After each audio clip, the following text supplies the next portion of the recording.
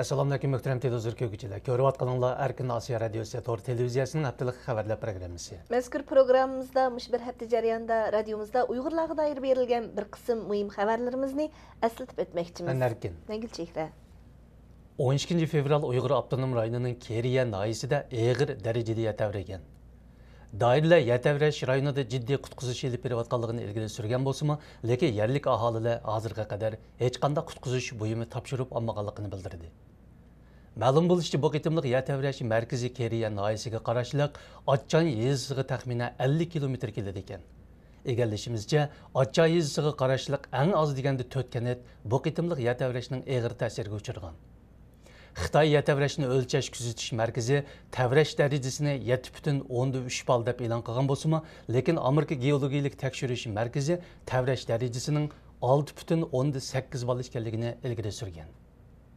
Egallashimizcha, yaqinda Fransiyaning Le Monde gazetining 2 nafar muxbiri Urumchiga berib, g'oyiblar oil tavobatlaridan Patigul G'ulam, Hilaji va Qurbongul qatorliqlar bilan ko'rishgan. Patigul G'ulamning bildirishicha, ular Urumchidagi ma'lum mehmonxonada suhbatlashayotganda, suhbat soqchilar tarafidan uzib etilgan. Ammo shundaqdimi mazkur oilalar o'z ahvollarini fransiyalik ikki muxbirga anglatish fursatiga erishgan. Ma'lum bo'lishicha, bundan bir qancha oy avval Fransiyaning yana bir televiziya muxbiri Qashqarga berib, g'oyib Aysajon Mehmetning onasi Tursungul xonim bilan ko'rishgan. Ammo ularning suhbati naq maydonga besib kirgan soqchilar tarafidan to'sqinlikka uchirgan. Bu qitim Fransiya muxbirining 5-iyul g'oyiblarning oil tavobatlari bilan ko'rish plani qisqa bo'lsa-mu amalga oshgan. Radiomiz anglovchilarining inkosida ma'lum bo'lishicha, yaqindan buyon Uyg'ur elining janubiy qismidagi yezi kentlarida rayon atlab namoz o'qish cheklanmoqda ekan. Egallashimizcha, Uyg'ur yezilaridagi cho'ng kichik masjidlarga, ko'cha tomlarga rayon atlab namoz o'qish qonunsiz diniy faoliyat hisoblanadi degan belgilamalar chaplangan. Uyg'ur dehqonlarining o'z mahallasidan boshqa mahalladagi masjidlarga berib namoz o'qishni ta'qib qilgan. İnkaslarda ma'lum bo'lishicha, ba'zi rayonlarda Uyg'ur jamoatchiligi juma namoziga qatnashish uchun kimlik tekshirishidan o'tishga majbur bo'layotganligi ilgari surilmoqda. Maralbeshining ma'lum kantidan radiomiz ziyoratini qabul qilgan bir dehqon o'tgan juma namozida doiralarning juma namoziga kirgan jamoatning kimligini tekshirganligini bildirdi.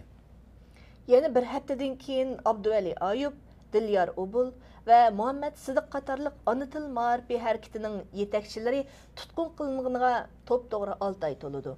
Kuzatuvchilarning ilgari surishicha, Xitoydagi munosabatli qonun belgilamalar nuqtasidan aytgandimi, soqchi o'rinlari jinoyat gumondorlarini eng uzun bo'lgandimi 3 oy atrofida tutib tura oladi ekan.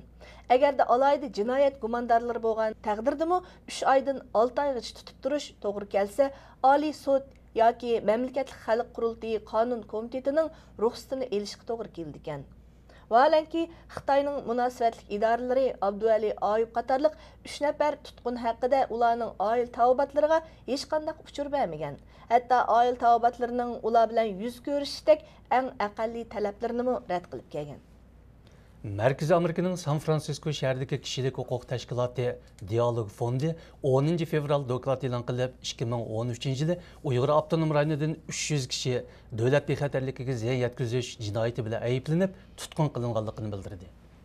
Fondi jamiyati mazkur dokladni Uyg'ur avtonom rayonidagi yuqori sud mahkamasining o'tgan yillik xizmat dokladidagi sonliq ma'lumotlarga asosan tayyorlaganligini aytdi.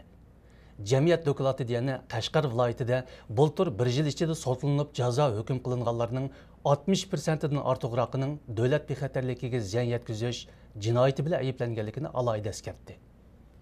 Qozog'iston Uyg'urlari yaqinda qurgan Uyg'urim radiosi internet orqali tarqalishga boshladi. Ma'lum bo'lishicha, bu radioning qurilishiga Qozog'istondagi Taranch sherkiti kuch chiqargan. Bu radio asosliq Uyg'urcha naqshi muzikalarni anglatishni maqsad qilgan.